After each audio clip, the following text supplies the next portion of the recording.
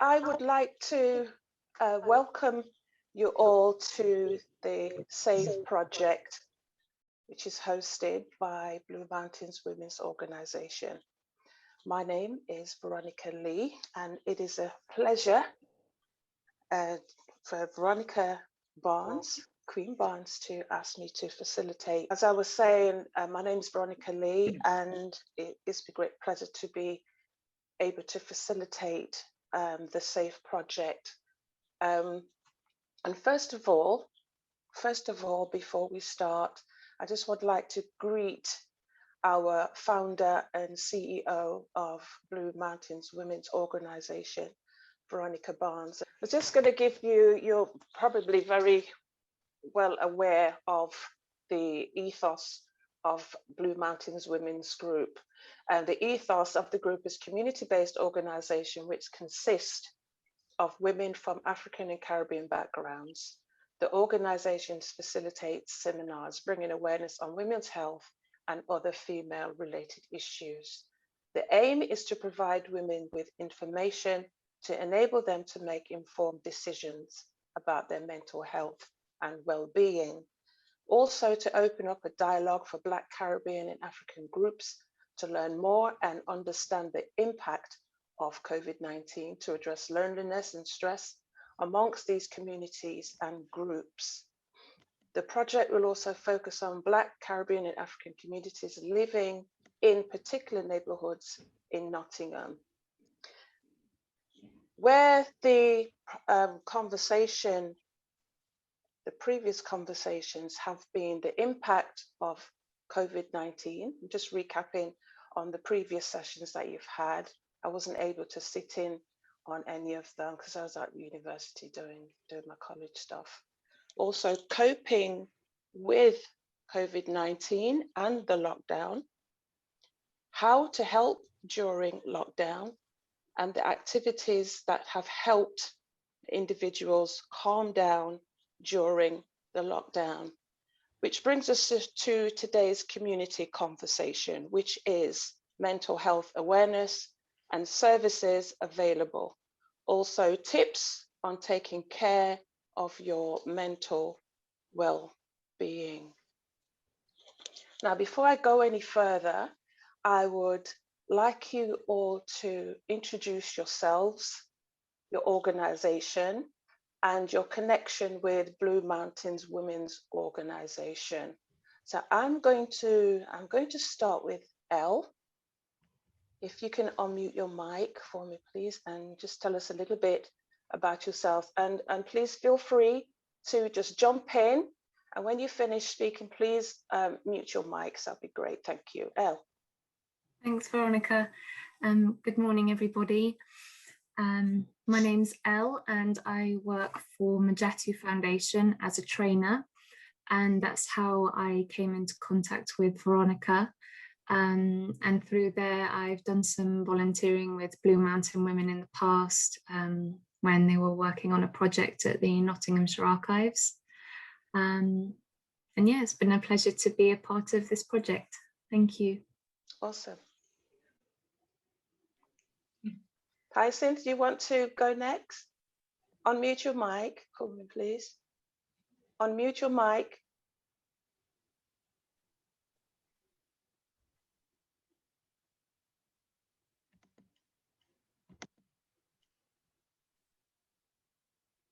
Can't hear you. Unmute your mic. There we go. Where am I? When you finish. There we go. We can hear you now, Hyacinth. Yeah? It's open now. It's open now.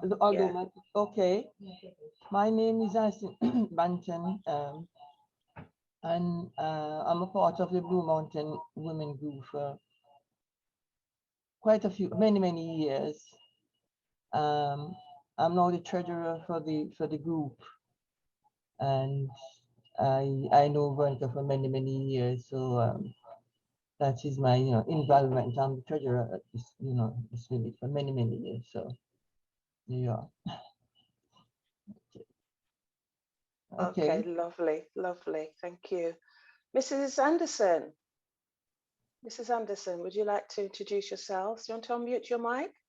Yes, good Hyacinth, morning can you mute again. your mic for me, please? Hyacinth, can you mute your mic? Okay. That would be great. I don't know. Can you Oh, hear yeah? me? Yeah, Veronica. This. Yes, Mrs. Anderson? Oh, that's David. Yes. I'm Mrs. Anderson. I've been around for so long, sometimes I forget how many years. I've always been interested in what's happening in the community, especially among us African Caribbean people. I've known Miss Bear for a long time, and I know that this group, Blue Mountain, is something that is here to stay and something that's needed. And I'm proud to be associated with it. Thank you. Awesome, lovely, thank you. Can you mute your mic for me, Mrs. Anderson? Tell us your name and where'd you come from and how much money you got in your bank and all that stuff. Hi. Not much at the moment with all this crap going on. I'm Neela. Well, my roots are actually from Africa because I was born there, in Kenya. But I've been brought up in the UK since I was 4, so I don't remember anything back home. I am based in Ilkeston, and I am, because of ill health, I became an artist, and I do artwork and I do mosaics, and that's kind of my antidepressant to keeping sane in life. And also I'm trained whilst I was ill. I started training in sound healing, and so I do individual or group sound baths, but I've not been able to do anything because of all this for a whole year and more. So because I normally rent like rooms or halls to practice, but yeah, it's been very challenging year. So I know I'm a friend of Veronica because I met her through the textile workshop in Sherwood. We've known each other for quite some time now, and she's a bit of a dark horse. She does some amazing things which I've discovered along the way, and she's an incredible woman doing some amazing things in the community which I didn't know about until like the last couple of years, I think. So yeah, thank you. Awesome, thank you, Neela. Rhonda. Come on now, unmute your mic. Let's hear your wonderful voice. Yeah. Hi. Yes. I'm so glad I'm here. It's nice to be here. Are you just kind of linking ourselves to Veronica and how we got Yeah, to know just her? introduce your name, tell us who Well, you are, Ron, and organization where you come from, if you have an organization, or just share your connection. How do you know Veronica? how do I know Veronica? When I moved onto Francis Street at age 19 with a baby, Veronica lived on the same street as me. So I've known Veronica for an incredible amount of time. She's just a factor in the background of my growing up. And she knows me very well. So she's seen my entire journey. She's an amazing woman. Who said she was a dark horse? She's a dark horse. She is a dark horse. You wouldn't even know what Veronica's doing. When Veronica does it, she does it properly. So I'm really pleased to know her, honestly. I'm a social worker really by training and experience. I'm currently working at an organization called Imara, who support children through the court process once they've disclosed sexual abuse. Awesome. That's great. I'm also a Labour member, gotta tell you. All right. Damn. Nice one. Well done. I'll do something. Definitely. Thank you, Rhonda. Thank you very much. Angela. I'm not from an organization, but I know you're from Mount Zion. And you've sent me the link, so I'll join on to see what's Okay. going on, what's been Okay. said. But you're an amazing woman. We miss you there at church. Okay. That's why I keep sending you things on your WhatsApp. Okay, it's not about this Veronica, you know, it's Veronica Barnes, not me. No, it's you, Veronica. I can see your face. You're Yeah, Veronica. but I'm Xavier I, Grandma. yeah, I know who you are, but I'm talking about the other Veronica Barnes, the CEO of Blue Mountains Women's Group. So I don't know if you know her. Yeah. Do you know her? No. No. Oh, that's fine No. then. That's fine. Well, it's nice to have you here on the forum. Okay. Thanks. I just can't have you talk about me because it's not about me on here at Oh, all, which I yeah. appreciate. Thank you very much, and I hope you find the meeting today very rewarding. Yeah. Okay. All right. Okay. Lovely. Thank you. Talk to you later. Okay. Bye. Bye bye. Lucy. Hello. Hi. Hi. Hi. Hi. Yeah. Hi. How are you? Hi. I'm good. Thank Yeah. you. I, I'm good. I am actually this is my first time I'm coming into this meeting. I just saw an advert on the AWF, you know, Yeah. the AWF group, and I thought to come in and listen what you people do, and I think it's a wonderful thing that you're doing. But I've not been in a meeting. I don't know anyone in the That's group at fine. all.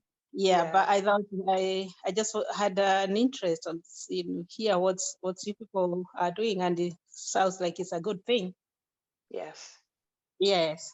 So yeah, I'll carry on coming in when I can, and I'll see what you do, and sounds very good, and especially at this time of the lockdown. It's very Definitely.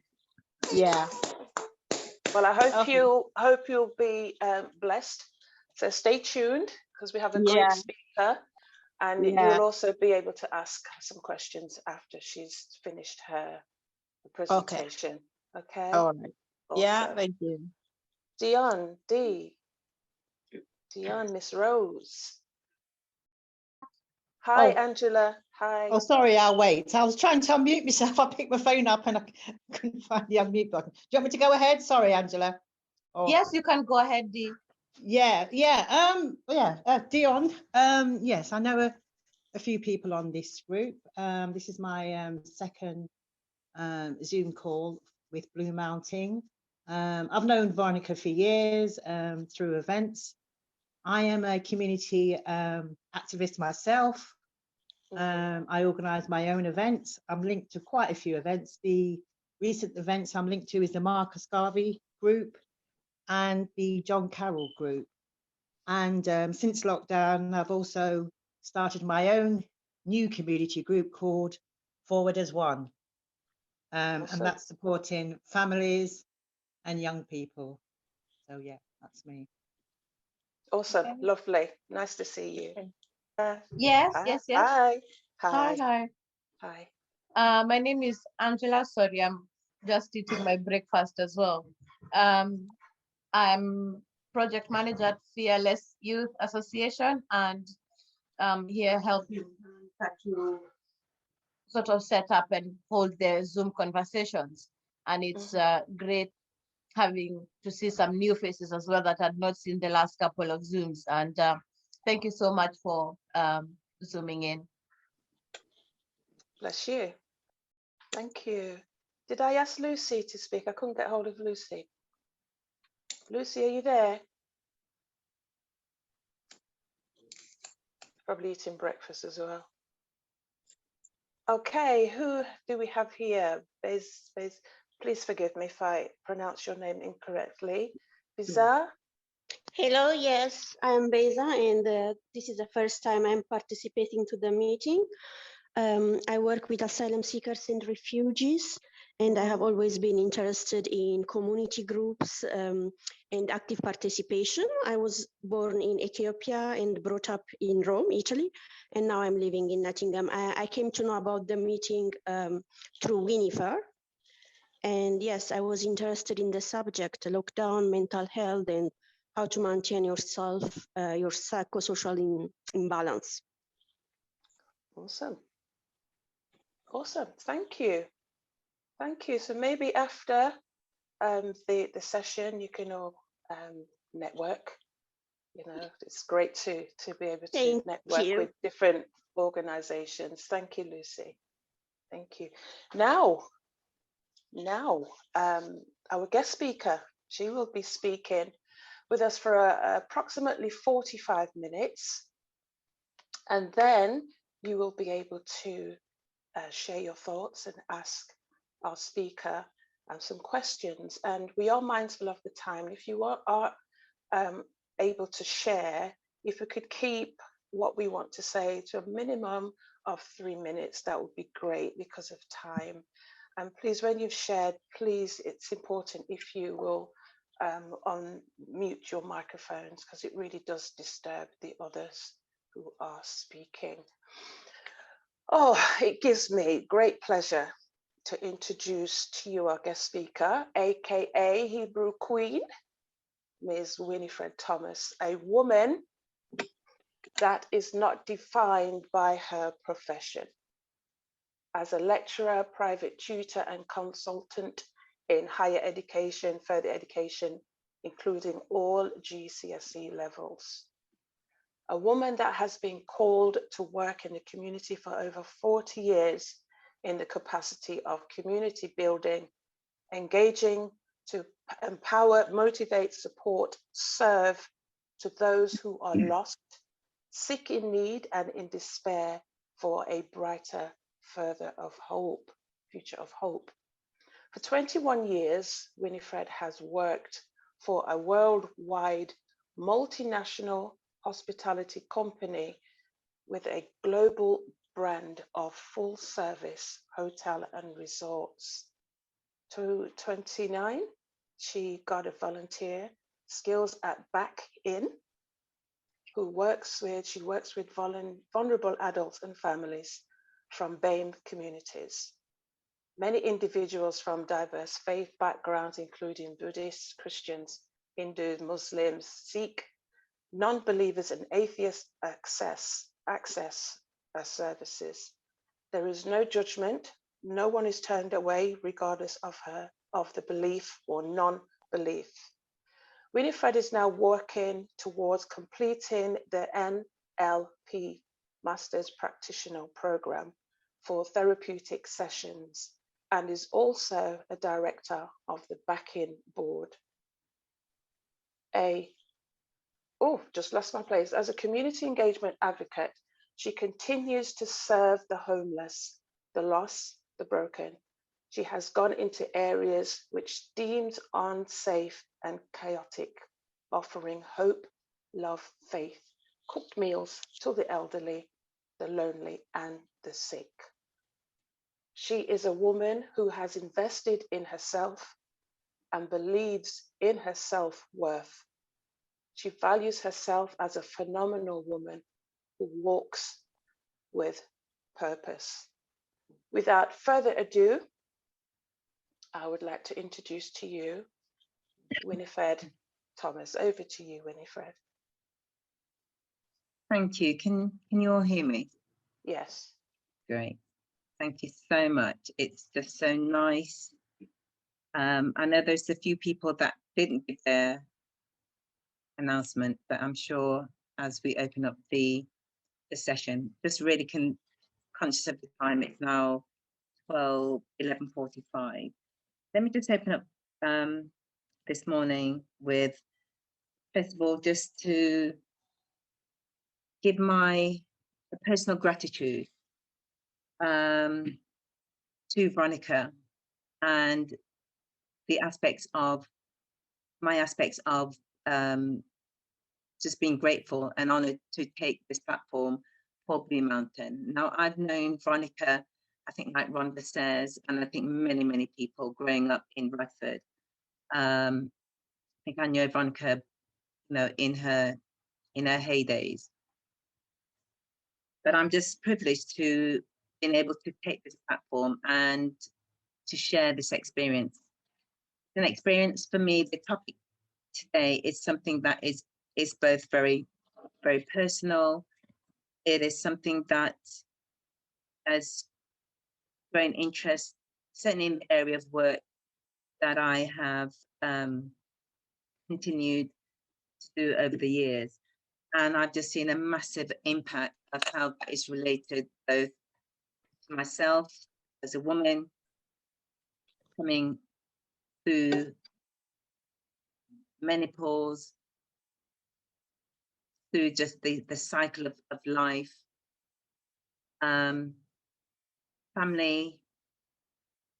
in the work that I do, and I think even also my faith that I hold dearly to, that I also see as Veronica, thank you as well for the introduction, of the things that I see with the scales of my eyes. So I look into the community, not from my physical, but I look into the spiritual.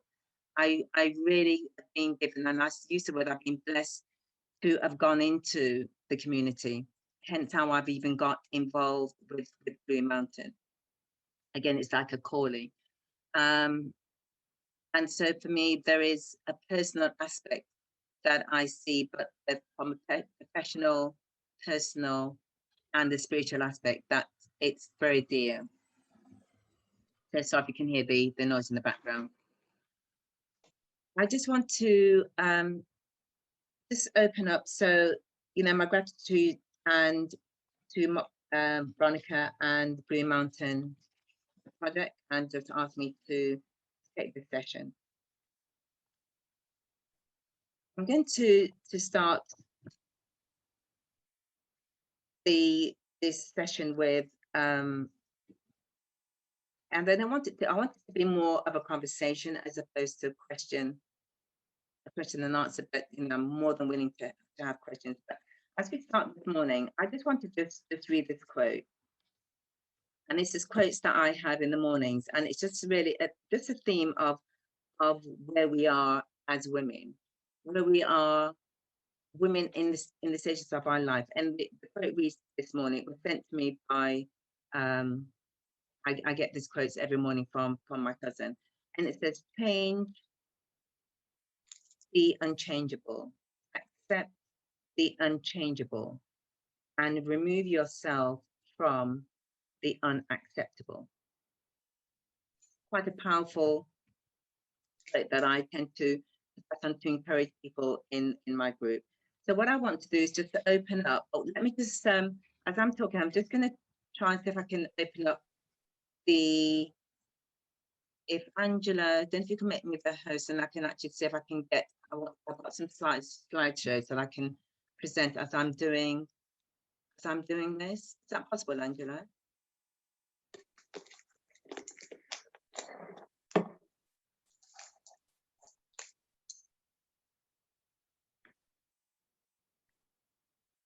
Angela, is that possible too? So I can actually do a share in my presentation? Yes, let me do that now. Thank you.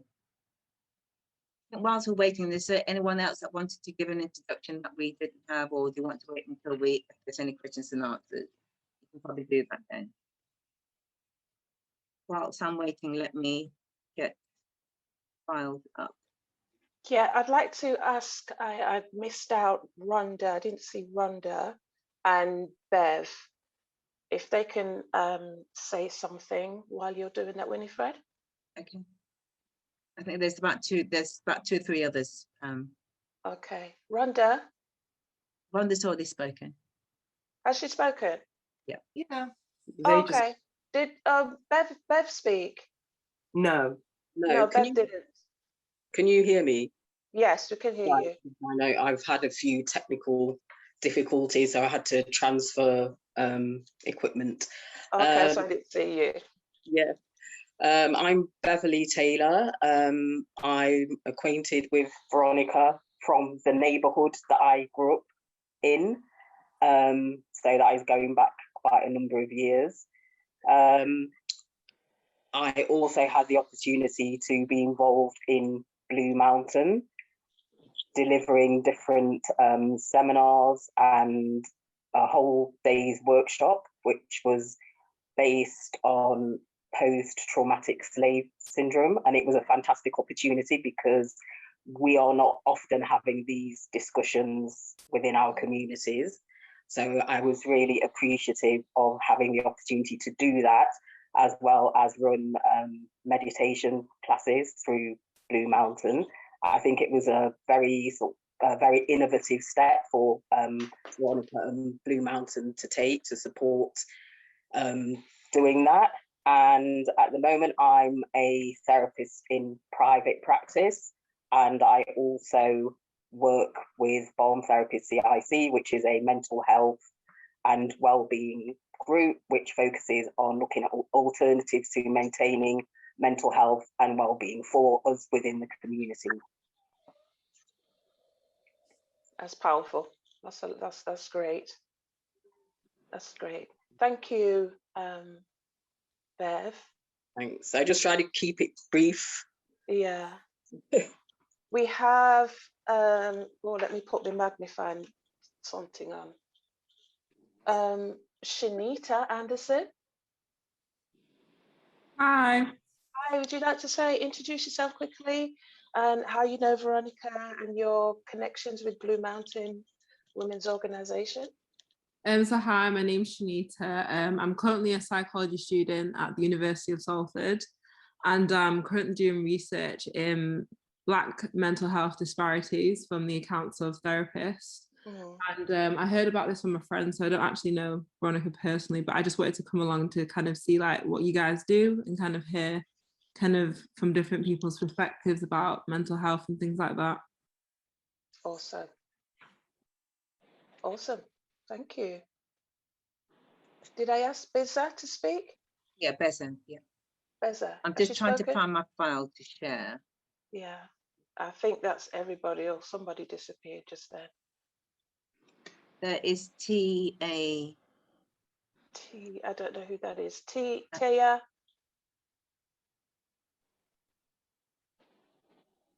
I don't know who that is. Tia. TIASAC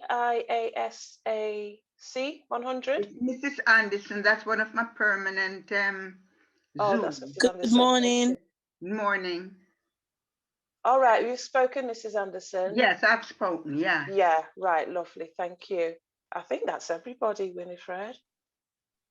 Okay, I'm struggling to find my file to share. Okay. So, yes, what I want to do, for me, it's an amazing area, which again is very personal to me. So I really want us to start to open up a conversation in the community about our mental health. Now, the areas I'm going to try and cover, it's a basic overview, and it's looking at the introduction of what is mental health, the prevalence, the types, signs and symptoms, causes, diagnosis, treatments, and the catalogue of the mental health from A to Z, and then about self-improvement.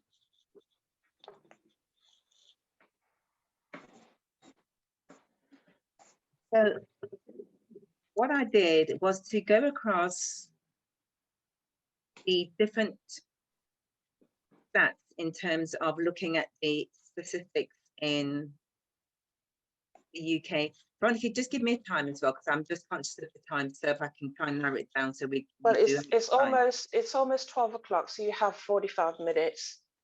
Right. So let me just go back. So I looked at the stats within the UK, then I also looked at stats across America, and then try to compare that with the stats within our community and the community of when I say community, in terms of the mental health stats that are very, very, very basics, but then making that comparison between the mental health and how it is affecting both women versus men, and also the community at large, because what you're getting is stats that are just very so much put together, but it's not broken down into aspects of race, gender, etc. So let me just start with a definition of the introduction of what is mental health. One of the aspects that I got was mental health, mental disorder. It's also called mental illness or psychiatric disorder. It's a behavior or a mental pattern that causes significant distress or impairment of personal function. Such features may be persistent, relapsing, or remittent, or occurring as a single episode. Many disorders have been described with signs and symptoms that are vary widely between specific disorders, such disorders may be diagnosed by mental health professionals. The causes of mental disorder are often unclear. Theories may incorporate findings from a range of fields. Mental disorders are usually defined by a combination of how a person behaves, feels, perceives, or thinks. This may also associate it to particular regions and functions of the brain. Often in social context, mental disorder also is one aspect of mental health. It then breaks it down into culture, religious belief, as well as social norms to be taken into account when making these diagnoses. Services are based in psychiatric hospitals or in the community, and assessments are carried out by mental health professionals such as psychiatrists, psychologists, psychiatric nurses, clinical social workers, using various methods such as psychometric tests, and often relying on observation, questionings, etc. Treatments are provided by various mental health professionals: psychotherapy, psychiatric medication, and two major treatments.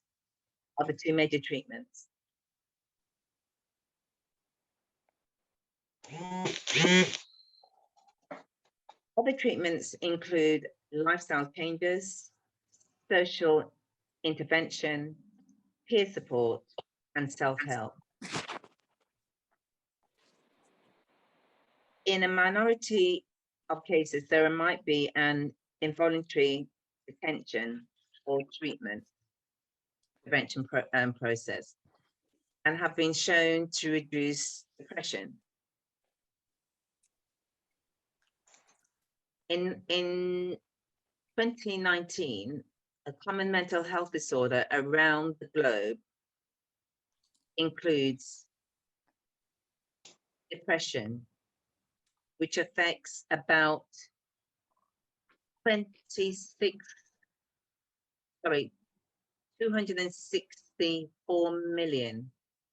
Bipolar disorder, which affects about 45 million. Dementia, which affects about 50 million. Schizophrenia and other psychosis, which affects about 20 million people.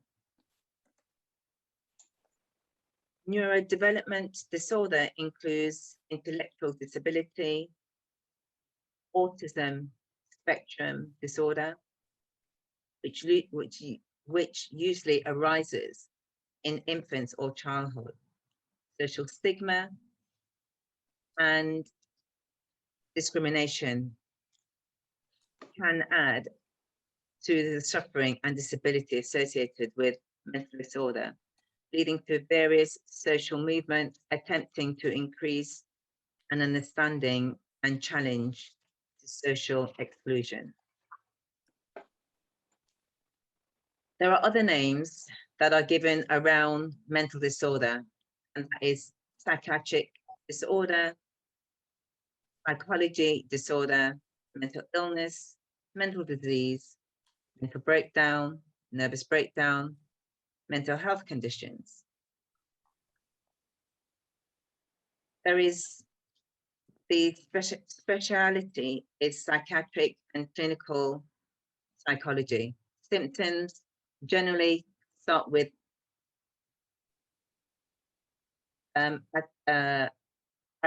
aggravation, anxiety, depression, mania, paranoia, and psychosis. Complications, complications is cognitive impairment, social problems, and quite large is suicide. The types of anxiety disorders, eating disorders, mood disorders, personality disorders, psychotic disorders, and substance use disorders. The causes are generic and environmental factors. Treatments are psychotherapy, medication. And the medications are antidepressant, antipsychotic,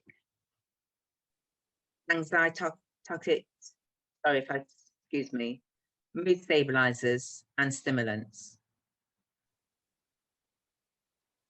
In a nutshell, that is a founding. All my founding I have actually comes from a medical background. I then actually went to look into the Black and Asian minority, the BAME community, and looked at some of the findings that England and Wales came up with. And it's stating here that nearly a fifth of people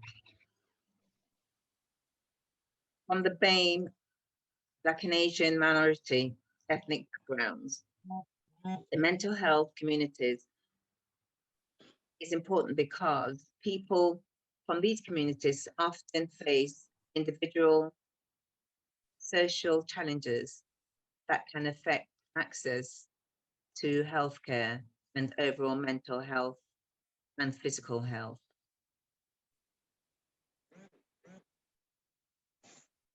It is important that the influence of the BAME community mental health covers aspects of racism, discrimination, about social, economics, and equality, mental health stigma, criminal injustice system, and other factors.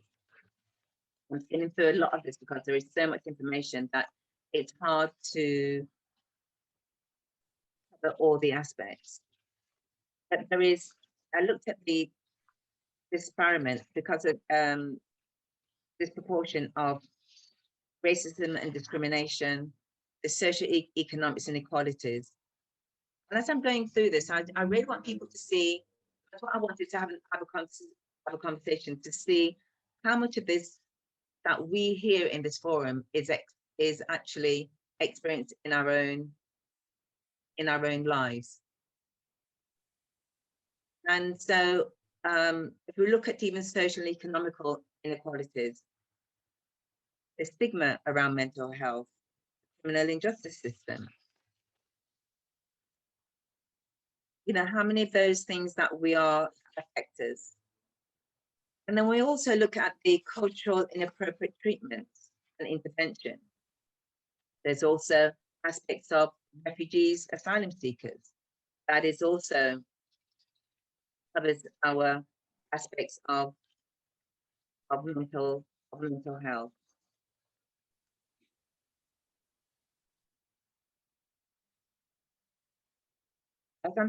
As I'm going through these, there was an article that I came across, and it looked at the history around mental health and in the UK. And it says, there was an article that I read that back in 1961, let me just go back to the history of mental health here in the UK. And it came up that the Madhouse Act was in 1774, was the first legislation in the UK addressing mental health. And it was privately funded, and it was called the Lunatic Asylum, and where it was widely established that in the 19th century. And it goes through all the different acts. This lunatic asylum was mainly for the pauper lunatics. So there was quite a large percentage of people who were in the working houses and also in prisons that they started the act of the different acts that came through. And then in 1961, Enoch Powell, as we all know Enoch Powell for many of his work, stated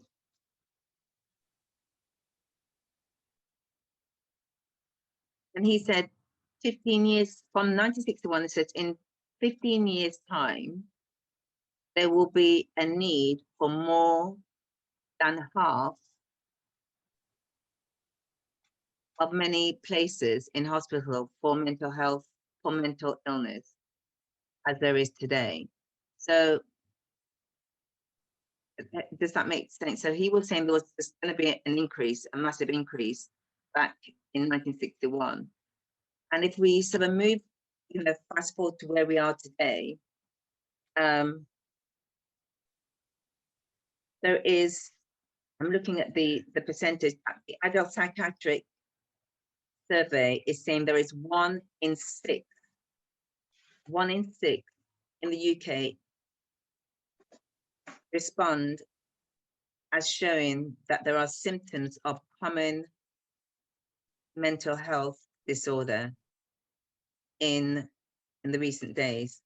That was 2014. 2017, the survey found that 65% of Britain have experienced a mental health problem, 26% having panic attacks, 42% having suffered from depression.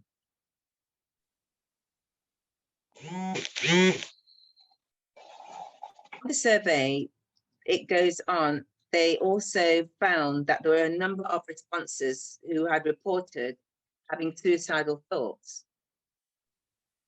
And in the past increased from 3.8% in 2000 to 5.4%. That was in 2014. 2018, those mental actors like the street and anxiety cause over half of all absence from work. This survey goes on and it talks about even up to where we are today. So according to the survey of 3,000 participants, and it was done by a national statistics, the number of adults in Britain with depression has doubled during the coronavirus pandemic, with 19 6.2 experienced depression was in June 2020. And lots of factors that there is. So that is some of the factors. Of us skim through some of the symptoms. Let me go for some of the, bear with me.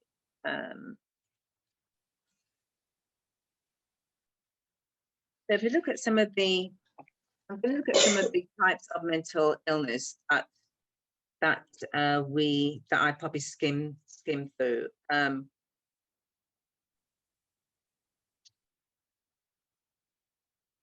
So we have things like anxiety disorder, bipolar related disorder, depression, depressive disorder, disruptive impulsive control, and conduct disorder, dissociative disorder, elimination disorder, feeding and eating disorder, gender disparity, or neuroconductive disorder, neurodevelopment disorder, obsessive compulsive and related disorder, personality disorder, schizophrenia spectrum and other psychotic disorder, sexual dysfunctioning, sleep awake disorder,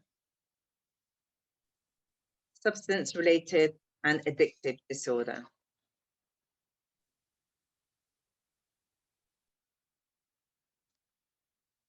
The symptoms, the signs and symptoms,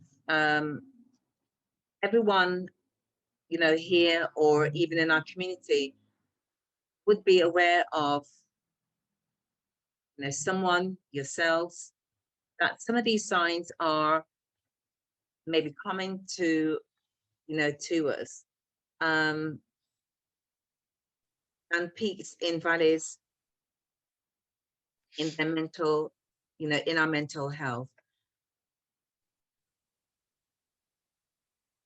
A stressful experience such as a loss of a loved one, which is really big in a lot of us, might be temporary dismission and diminished from a psychological well-being. Each disorders have their own set of symptoms and can be greatly, can greatly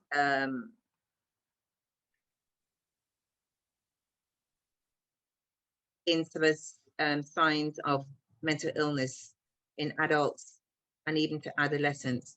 And that can be excessive fear or uneasiness, mood changes, problems thinking, sleep or appetite changes, and also withdrawals. Most diagnosis is actually done is of mental illness is in a multi-step process that may include more than one healthcare provider, often starting with your primary care, which is your doctor, etc. The process is that you go through physical examination, then they go into a psychology evaluation, and then generally we go into what we call the treatment.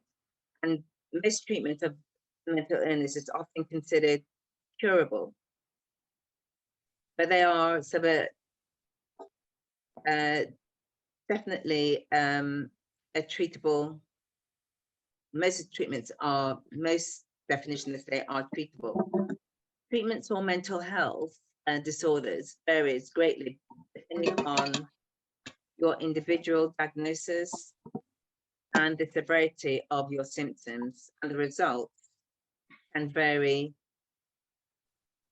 greatly on the individual level. Some mental health illnesses respond with medication. Other conditions respond to talk therapy.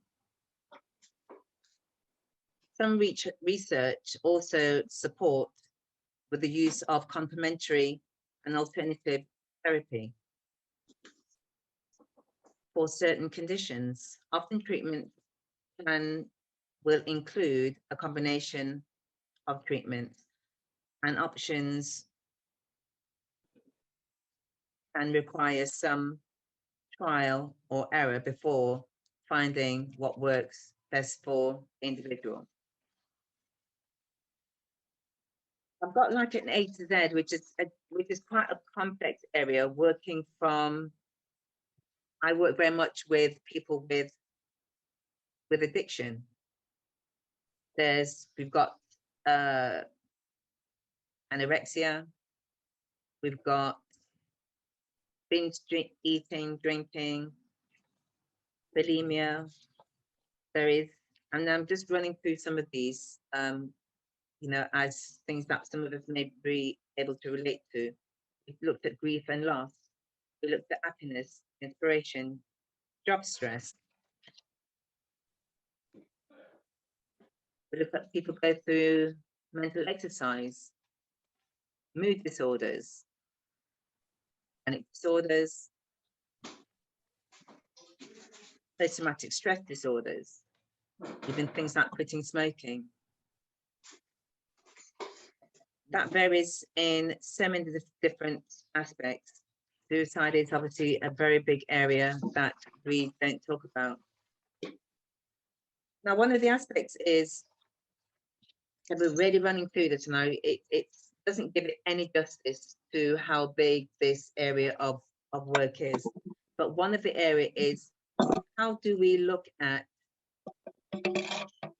self-improvement in terms of how we're working? And in the slide that I have got, which I unfortunately wasn't able to put up, is when we look at our society, we look at ourselves, we look at society, we look at the meds, it's like health versus illnesses. And so you've got adequate self-concept, which is looking at the mental health versus poor self-concept. Effective coping as opposed to ineffective coping. There is also, we look at the person in terms of how they diagnose someone, is looking at the person, looking at the family, and looking at also at the community and how that person then fits in to those aspects. One of the questions I ask is how many of us can relate to any of those aspects that I've gone through, or maybe there are others that we've not gone through. We often use the phrase, how are you? Are you okay? One of the things that I found that I was saying just this morning, as I was looking at my own self-worth in terms of growing up through adolescence and then coming through the menopause. And in that time, I never had a conversation with my mother in terms of supporting with aspects of going through, starting my period, when she was going through her changes of the menopause. But what I realized is that a lot of our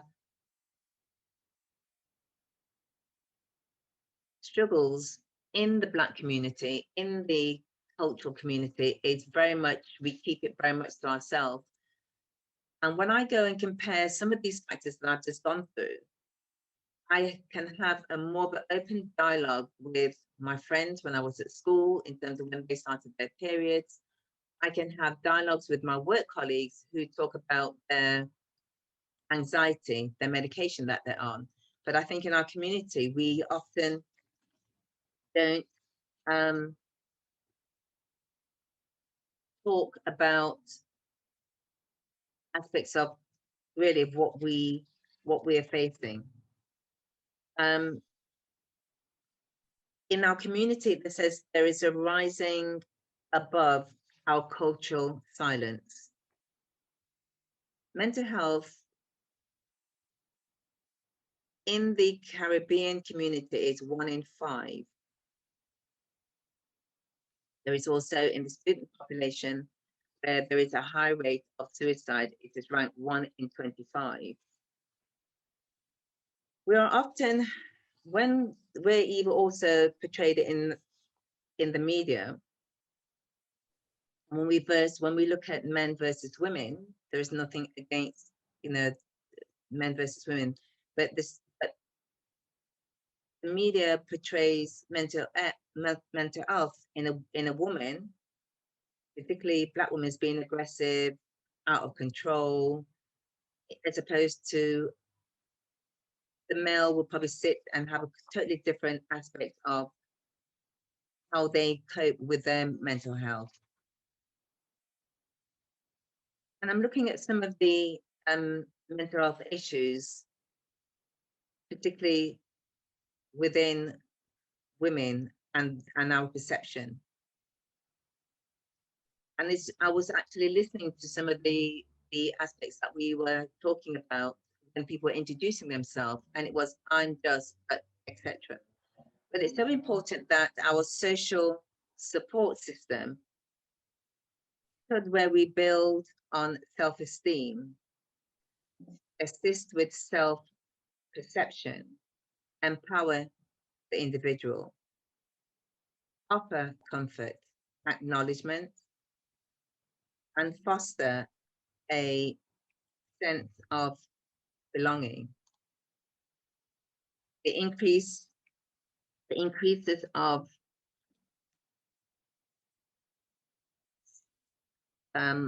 the self-value and provides stability and consistency.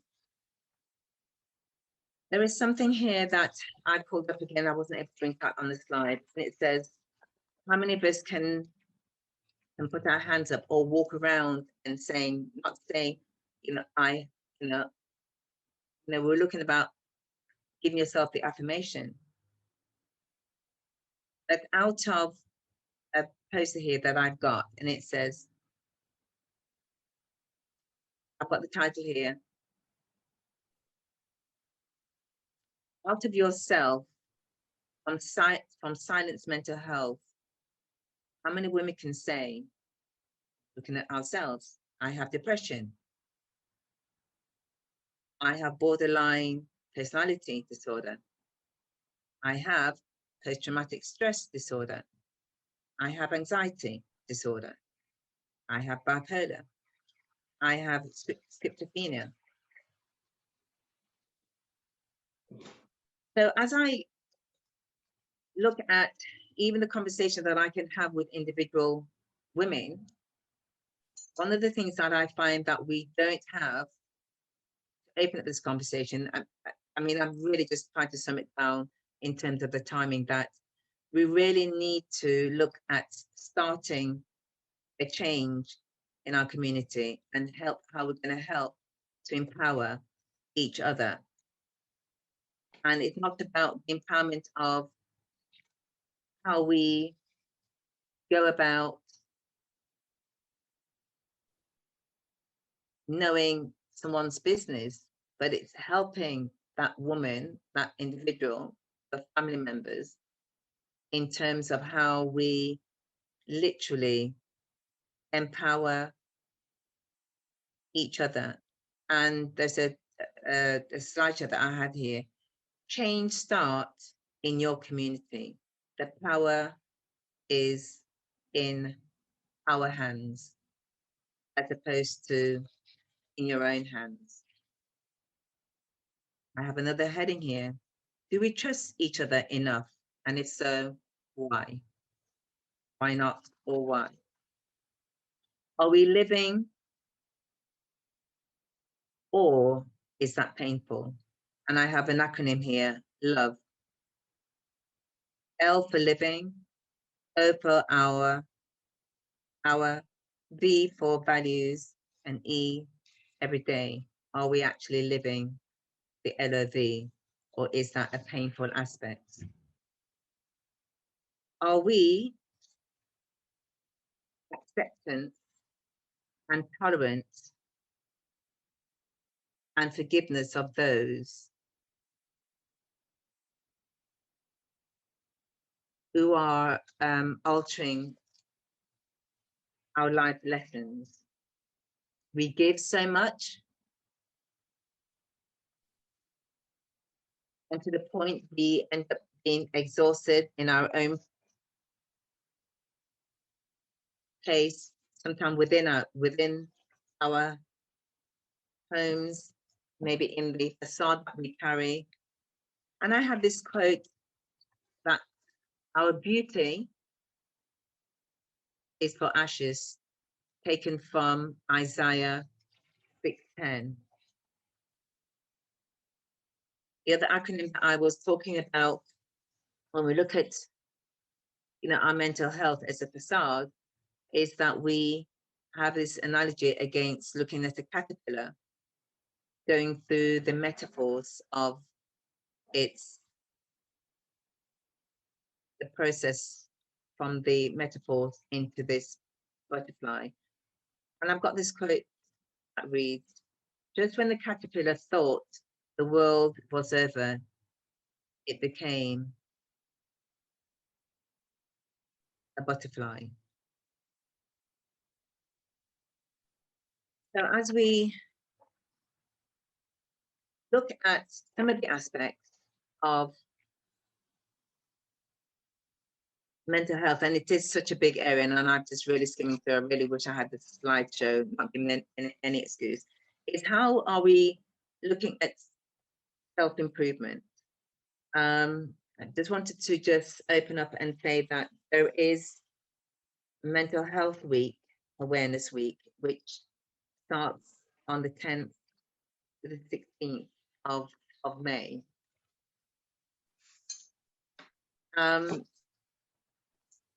What I'm going to do is to open up this session and to ask if there's anyone got any questions. And so we've got something like maybe half an hour. Is that all right, Veronica?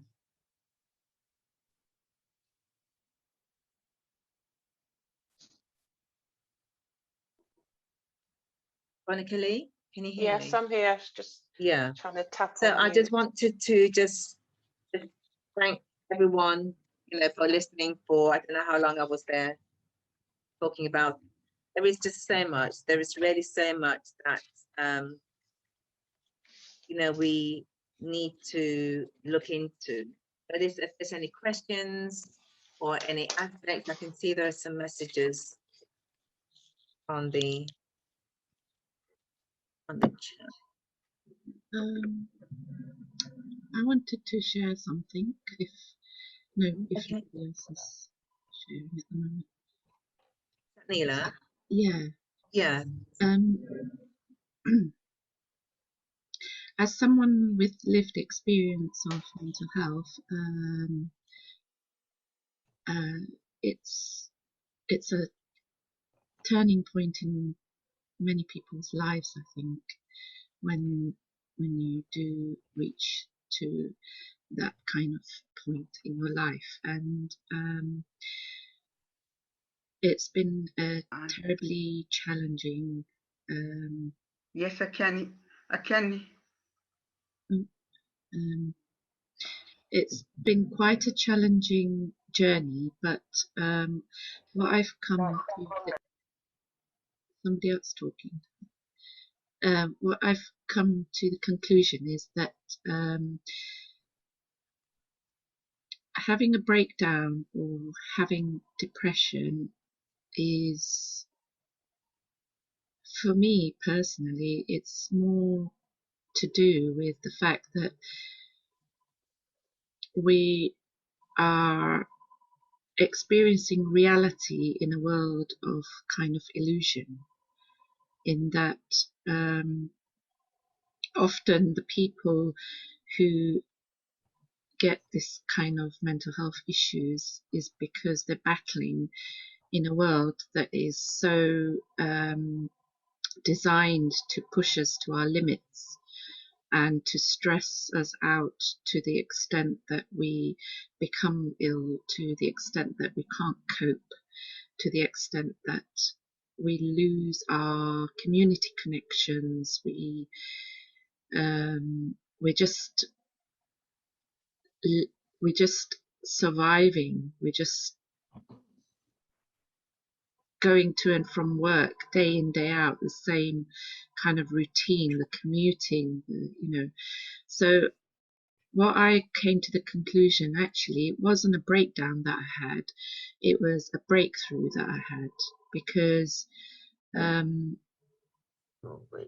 I was actually more connected to reality than most people at the time. But what I found over the years is that actually the stigma numbs you down, because you're made to look like you're somebody low or somebody ill or somebody, there's labels all the time to try and put you down, that get over it and things like that, which actually do more harm than good, those kind of reactions.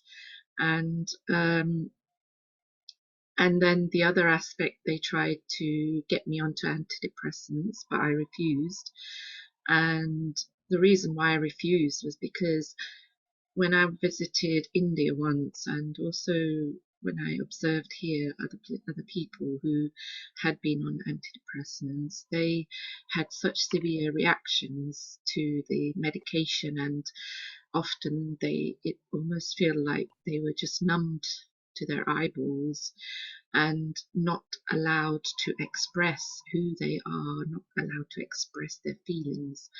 And so for me, medications are designed, a lot of them are designed to just numb you, so you can't even further express yourself. And as it was, I found it hard to express myself anyway due to my upbringing.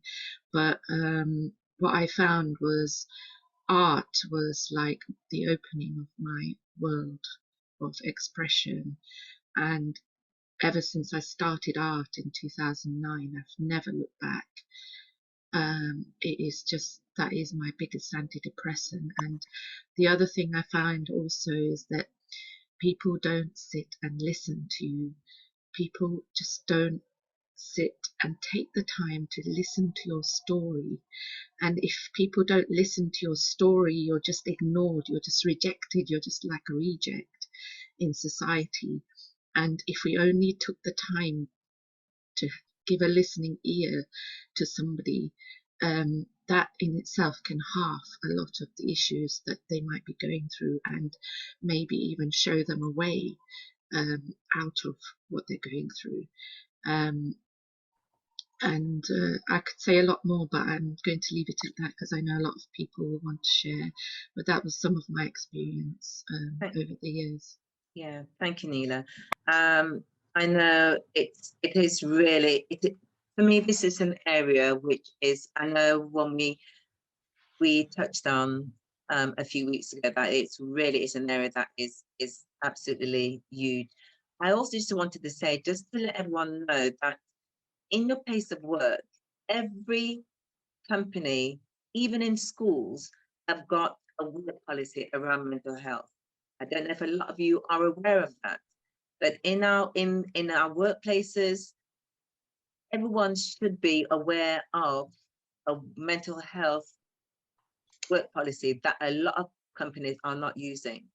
So what we're finding is that people are coming away and having more time off work, becoming isolated, and even to the point of, even in the workplace, there are also a bully mentality against individuals, that people don't know that there is a work policy that we should be going to and using.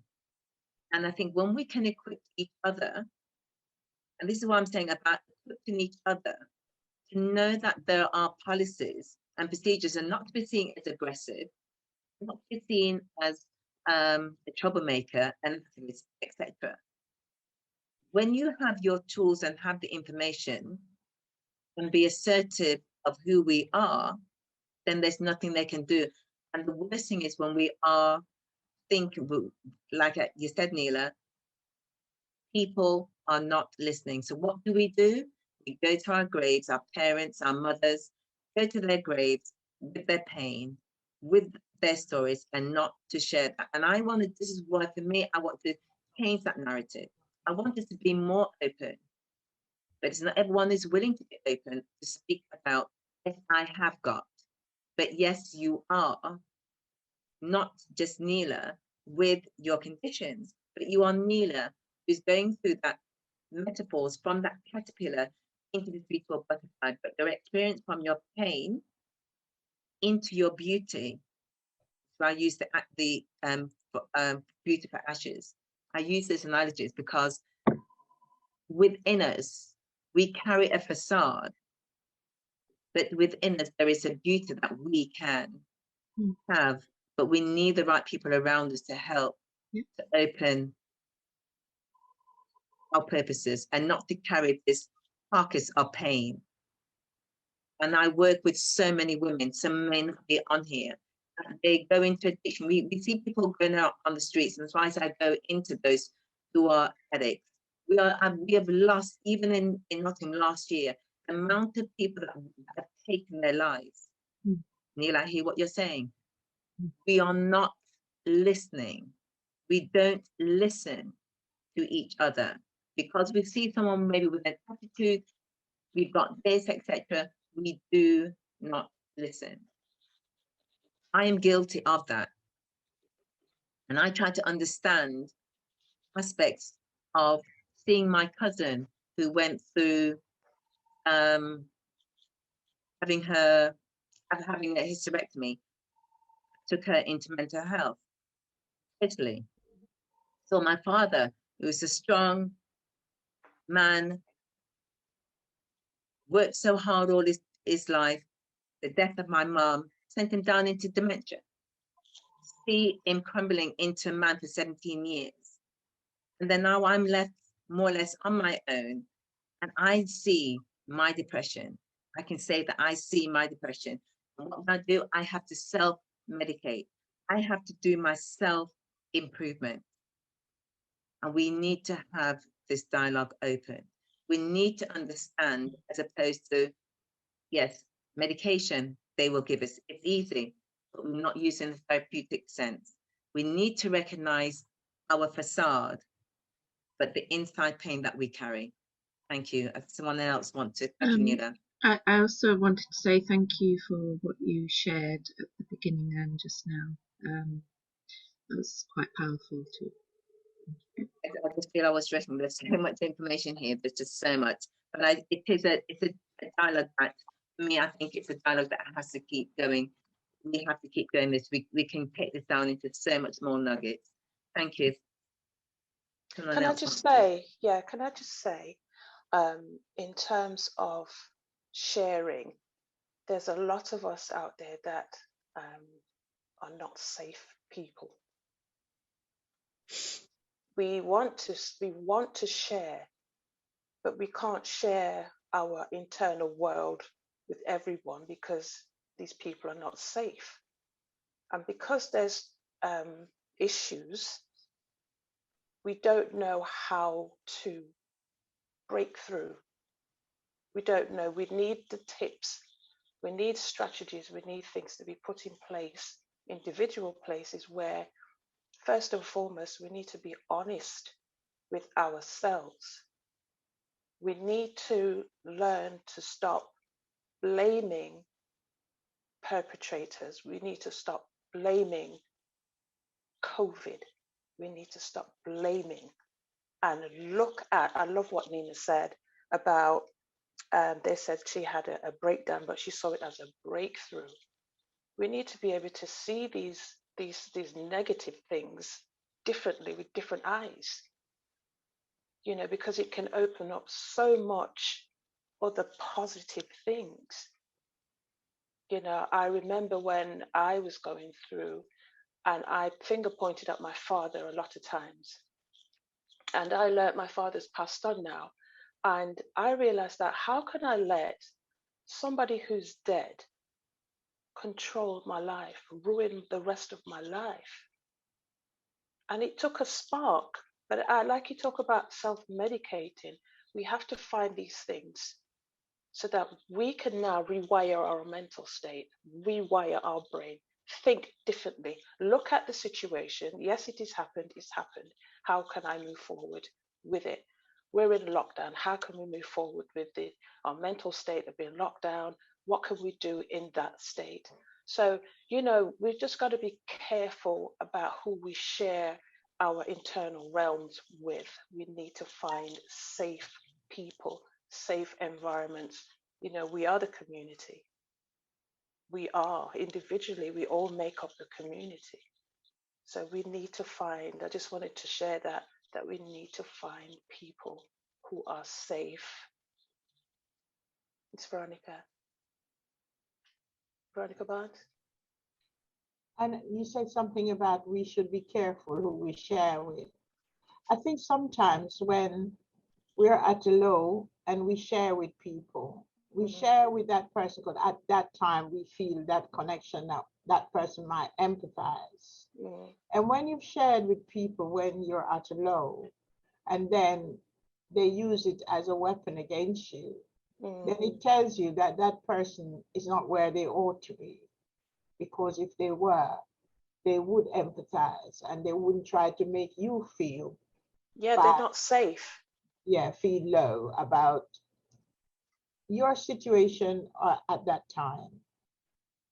The other day I was coming into the building and there are two ladies there, and one of them I recognized, because these days you can't recognize people with this mask around your face.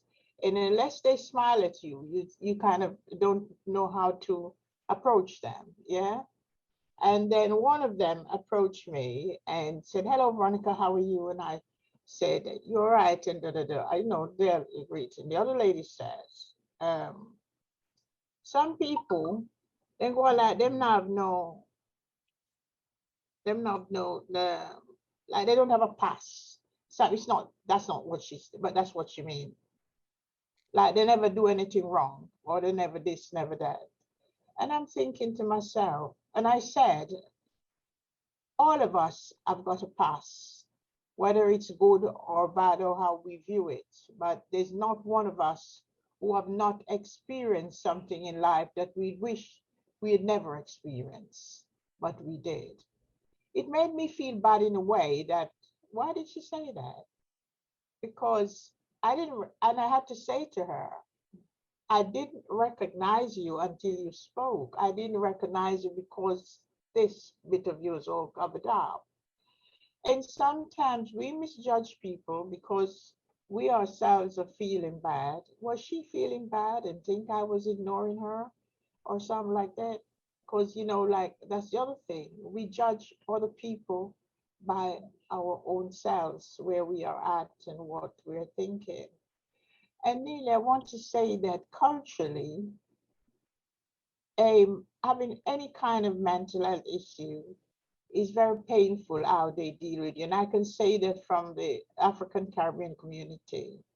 And they will say, "See that mad girl there," or "Me say that mad girl," or something like that. And this is how they deal with you. And if you are just sensitive because of your experience, you will take that so badly. And, you know, I remember, and I want to say this because we have children. I remember when my daughter went off the rails, and sometimes when I talk about it, I just want to cry. And I was in church one Sunday, and I was going through church, and these women were older women, older than me. They had grown-up daughters, older than my daughter. But as I passed down the corridor to get up to where I usually sit, one of the women said, one of the mothers said, I love Sister Veronica. She did, and the other one response was, she will have the bad girl, you know, the one day, she are going like she nice, she would, you know, bad girl and girl body singer. And I just hold my head up. I just, honestly, because I'm like that, I haven't got time for that kind of nonsense. And I just hold my head up and went to my seat. But it broke my spirit. This was church. These was older, experienced women. Why did she say that? As she had 3 daughters. Why did she say that about my daughter? Did she have any help for her? Did she have any kind of support to support us? No, she was dragging me down. This was a woman in our community, in our church. And I never forget it, but I don't hold bitterness against her. I always shout, hail her up. Her daughters come to me to talk about stuff, but she don't know that. But I've supported her daughter when they've come to talk about faith, because my own experience with my daughter say that nobody is exempt. And when you go through those journeys, I believe that God chooses you because he knows that you're capable. It might look ugly to other people, but I've learned, and I feel, I don't know about everybody's Christian or whatever. I believe that God is just God, whether you're Christians or whatever. You have a creator, you didn't just happen here, just being blown out of somewhere, you know? And I can say that God chooses you because he knows you're able to cope. The reason you don't cope is because you lean on the wrong people. And when they move and you drop, you feel that hurt. But if you can raise yourself up, you will be able to do great things for others, if not for yourself. And I know that. I've done a lot of things, Nelia, when I've been crying and going, and people don't know. Rhonda and I live on the street, and the other night we were talking, we started to laugh about some of the stuff we'd witnessed each other, and we were just having a good old laugh on the phone about it. At the time, it weren't laughable, but today we look back and we can laugh. Today we look back and we can help other women like ourselves, younger women, older women. And I say, I give God thanks today for this session. It's a pity we don't have enough time, because this would take so much time to go through some of the things. But we need to have an aftercare session, and I can access that room next door and this room, and we can have, after this, we've finished and I've written up my reporting down, maybe in another couple of weeks. I don't want it to take too long so people forget. I want to really hit it while we are on the move. And in, say, 2 weeks from today, we have an aftercare session. We'll invite all the people we have on our list. Those who turn up, those who don't turn up. We will have a face-to-face, because I get that room, and we can have maybe 10, 12 people, and we can use this room as well. So I'll book that room from today for the next couple of weeks, and then we can have a talk, and people can come share their experiences, their journey, their whatever. This morning I was thinking about Joseph and his journey from Canaan to Egypt. There's lots I would want to say today, because I had it this morning when I wake up, I think, that's me. But I want to just look at a little bit of a little nugget from his journey. There is this young boy who left his father's house, or was taken, you know, bad man and jealousy is a wicked thing to carry. And even in your family, you can have it. You know, his brother sold him into slavery because they were jealous of him, and he was the youngest child. But his journey into Egypt must have been, because he didn't get in a chariot. He was walking from Canaan to Egypt. That must have been a horrific journey. But he managed to overcome. You guys can read about it in the Bible, or if not, you can read it in it's somewhere It's logged somewhere. But when he managed to, one of the things, every time I read it, it made me cry. When his brothers finally meet him, they did not know him. He did not look like the young boy who's left his home. And they spoke to them in a language that they didn't know. He had an interpreter, but he could hear them. And he could hear them confessing about the wickedness that they done to him. But they didn't know that he knew. And even until the day his father died, he never told his father what his brother did to them. But what really touched me when he said to them, I am Joseph. I'm your brother who you sold into slavery. I'm Joseph.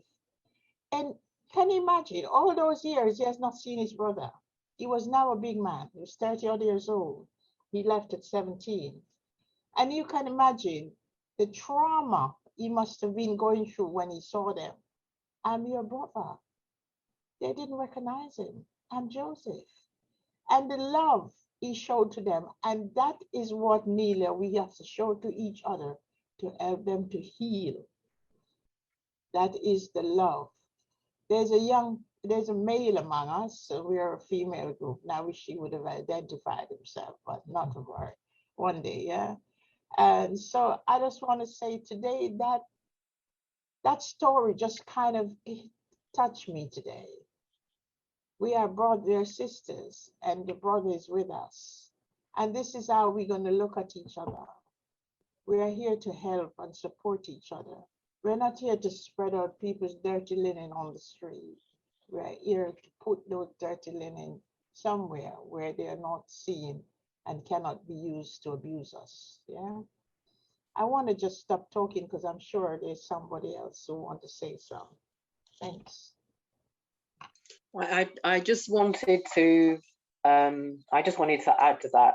It is really important to have safe spaces in which you're able to share your story if you choose to. And I think, as was suggested before, safe people that you're able to share your story with.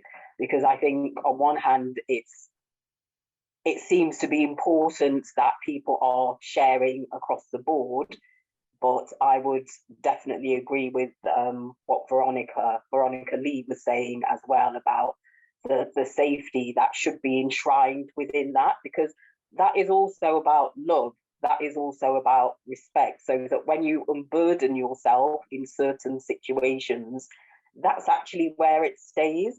And I think if it's necessary to create those boundaries within those circumstances, like ensuring that people are clear that this is a place of safety and confidentiality, then that's what needs to happen.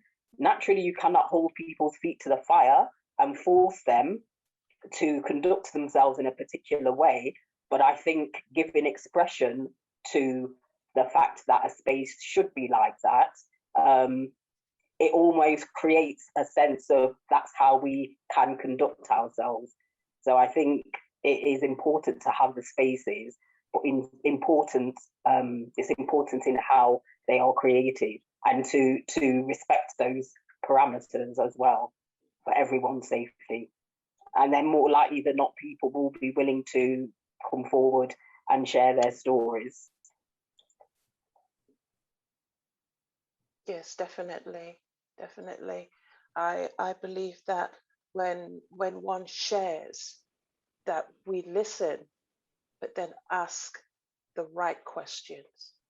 Because sometimes when we share, we don't want somebody to give us the solution. We just need a listening ear, and to get to know the person, to be able to discover the person, to be able to touch them, and that's through asking the appropriate questions.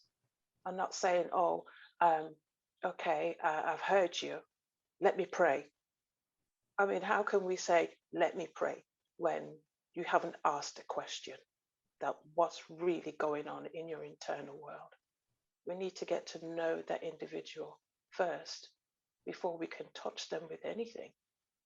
Not saying prayer is bad, but we need to be able to touch them by asking the appropriate questions.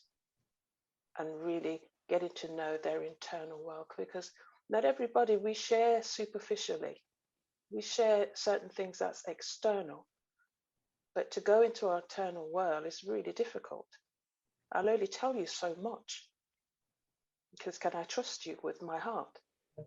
You know, so it's asking the appropriate questions, especially that over time. You know, so I don't know, Winifred, are you still there? We're coming to the end of Yeah. Can I our just, sorry, can I just ask, I think Mrs. Sanderson wants to talk. Yeah. Anyone else wants to talk? If you just raise your hand. So, Mrs. Anderson. yeah, Mrs. Sanderson. Yeah. And yeah, Mrs. Sanderson, do you want to go ahead? Thank you. Unfortunately, my Zoom thing went. I had to call my daughter to tell me how to get back on it.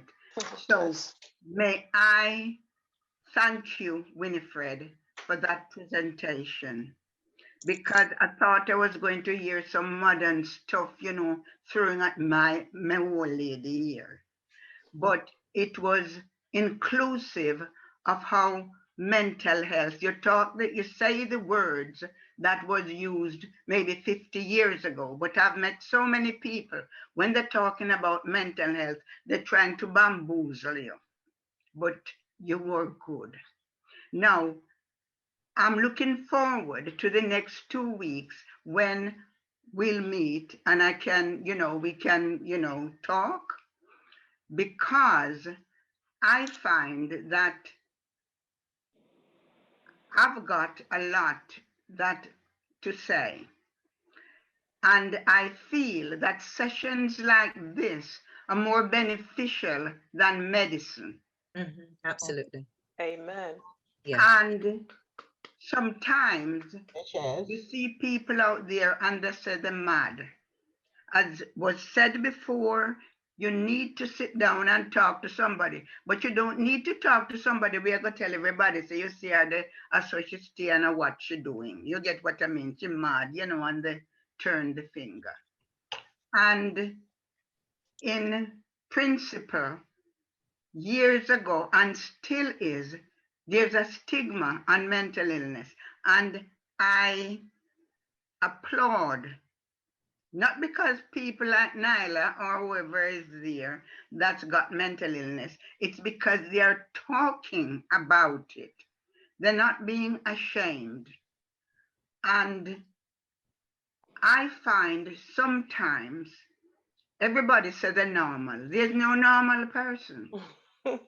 Everybody's got a bit of something there. And sometimes you have to thank God that you're not traveling the path that those people are traveling. As they say, for the grace of God. because you can walk, don't judge me until you've walked a mile in my moccasins. And I'm going to finish, but it's, it makes me so sad. And I feel that I could be in the situation some people are. But you know me? I look and I go back to my previous environment where I come from. And nothing gives me more pleasure than to translate from English into Patois and use our Jamaican phrases. So we all have to learn to help ourselves. True. Thank you. If I could just sum up, I just know there is just so many aspects. One of the other aspects I didn't touch on is that there are children coming into society. We've not even touched on street crime and the families that are being traumatized through the death of young people on our streets. We're having a cycle of trauma that is building up in our community, and there are mothers who have lost their sons who are suicidal. The work that I've been doing back in, we look at these words, mental illness, it's a stigma. We look at addiction. as a stigma. We look at ourselves as a stigma.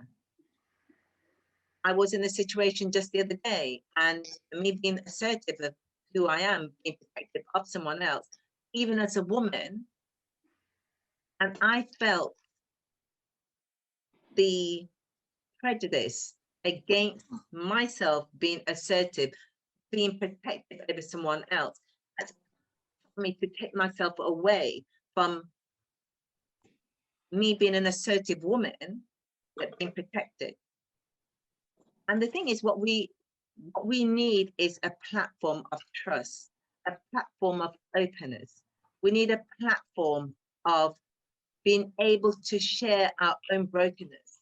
A lot of us are walking around wounded, broken, and we carry this facade. We really are. Some people say hurting people hurt people. In our growing up,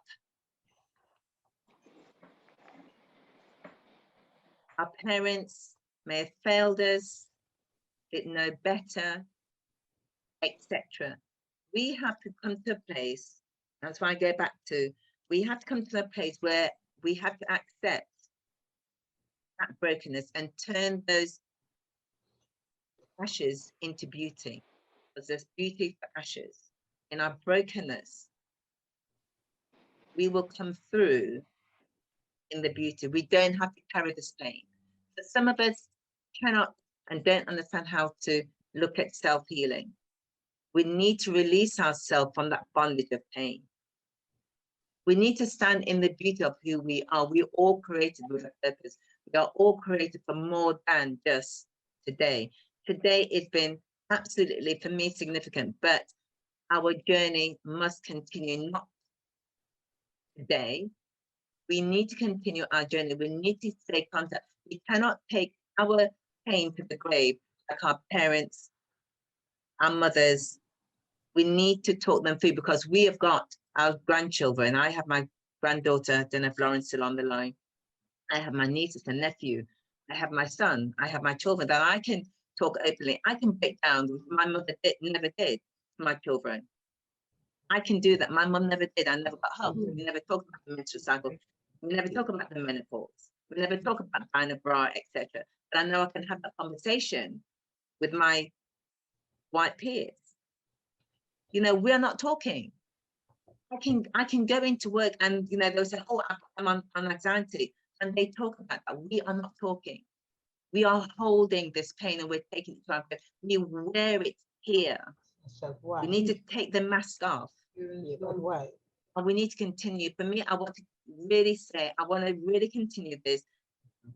You know, we have all the stats, but what we need to do is collectively, in a safe place. I work here with Backing. I have many, many, many, many mothers who have lost 5 children, who have had their children taken away from them because of their pain. We are carrying too much pain and we are losing young people that we don't know. In our community are dying, taking their lives because of the pain. They've never had a safe place to talk. This is last year. Still today, we are losing women. I remember the beautiful, I want to give accolade. A lot of people may know beautiful Sophia. Beautiful, beautiful, beautiful woman. Now, she said to me before she even passed, she says, Winifred, I have a problem. I have a problem with someone, but I can't talk about that. She was having a problem with a sister. Sophia may have known that she had an illness. You know what Sophia did? She continued to do what she wanted to do. She helped her own therapy. She says, Winifred, I want to go, and I'm going to go to Atlanta. I'm going to go to Scotland. I'm going to go to, and she did. Sophia would go to Scotland on her own. She says, Winifred, I broke my toe coming up because I was on my own. They had to air ambulance her from Scotland back to Nottingham. But she did what she wanted on her own. She says, Winifred, I was so embarrassed because she was on her own. She took her own therapy and she did what she wanted to do. Sophia is carried. She was we don't know, again, a beautiful woman. She was an independent film director. She said, Winifred, I'm so frustrated. No one believes in me. No one believes in me. So Sophia, I'm so sorry. Let me walk with you. Let me help you. Let's go to Atlanta. I will help you to be a director to your independent film. She had so many barriers, but Sophia knew that her time was coming. Sorry, Rhonda. I know. She had so many barriers against her. So many barriers. But what I loved about Sophia, it never stopped her from doing the things that she wanted to do. She said, Winifred, I've gone to Jamaica, I've sang and I've done this. And I went, oh my gosh, we've lost a gem.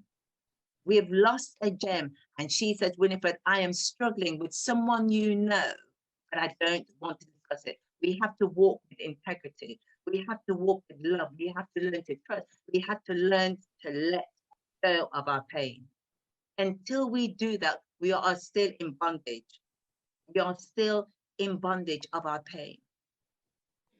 Our parents, our family, etc., mothers, etc., it doesn't matter. It's about not taking this pain with us to our grave.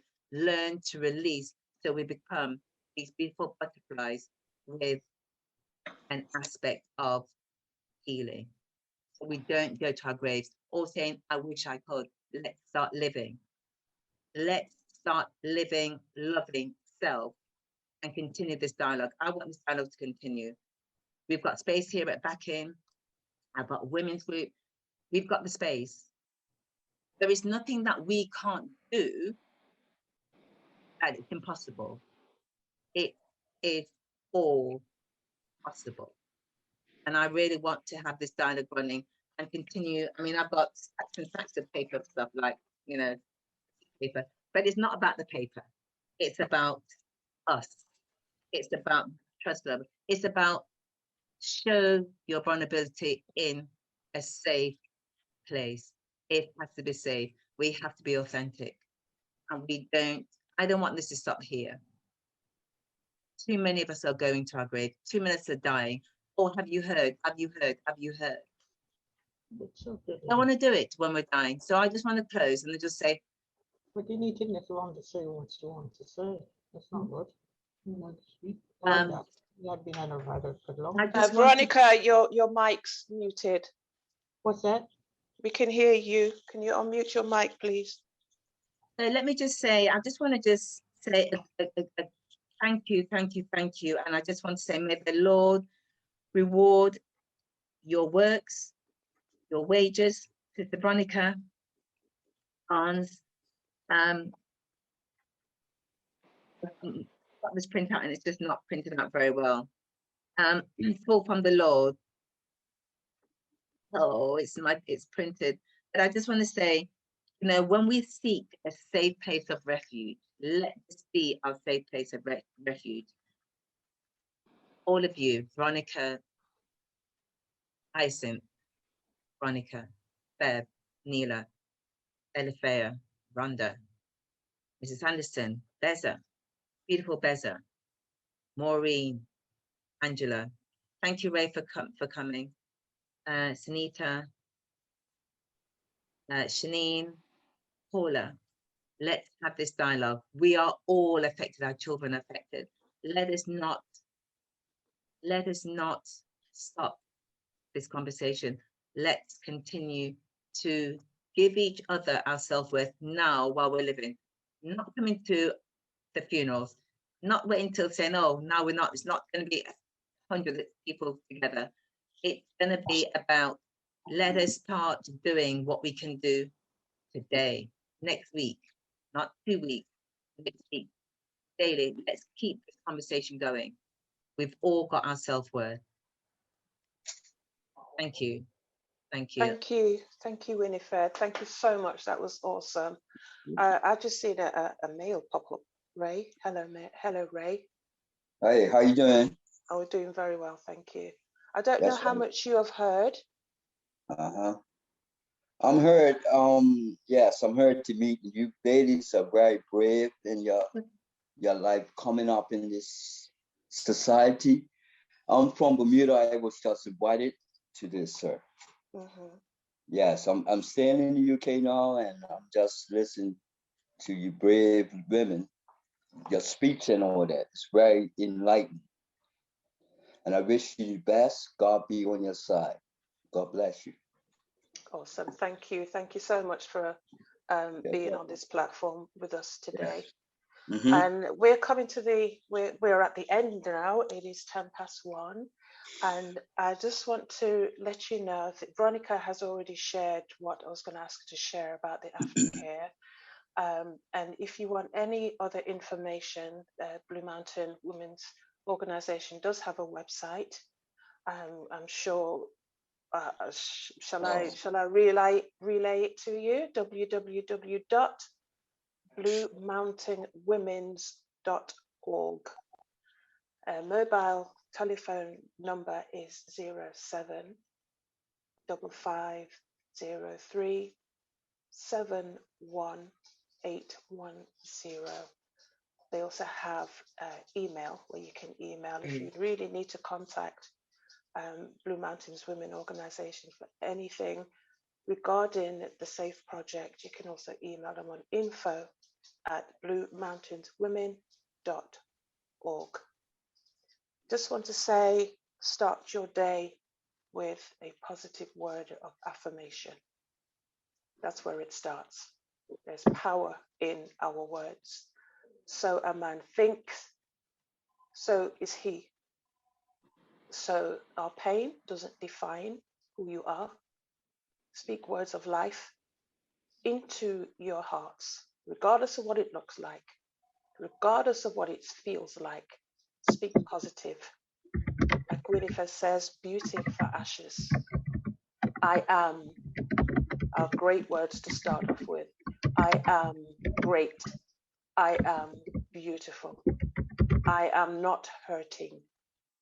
Even though we speak those things as if they were. So start your day, your morning with positive words of affirmation. Every time, write it on the wall, put it up in your bathroom, and constantly train and rewire your mind to think differently about you.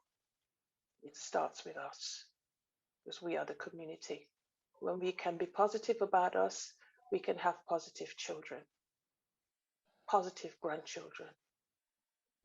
It takes a community to build a community. So I just want to thank you for all of you and those who have just come on for being a part of the SAFE project, the conversations here. And from Blue Mountains Women's Organizations, we bid you all a wonderful, God bless day. Thank you very much. Thank you. Bye-bye. Blessing. Bye. Please, Bye-bye. please, if you you. can, just please stay in And touch all of with. you. Please do stay in touch with Monica. Please pass your comments on. We really do need, our comments. We need to keep this conversation going. Thank you all. I'm Have a wonderful definitely, Thank you, Winifred. It's a pleasure. I'm Bless. definitely in the conversations, definitely. Yes. Yeah. Hi, Paula. 10th of Bye. April for the See you aftercare. and have a blessed weekend. All Thank right. you.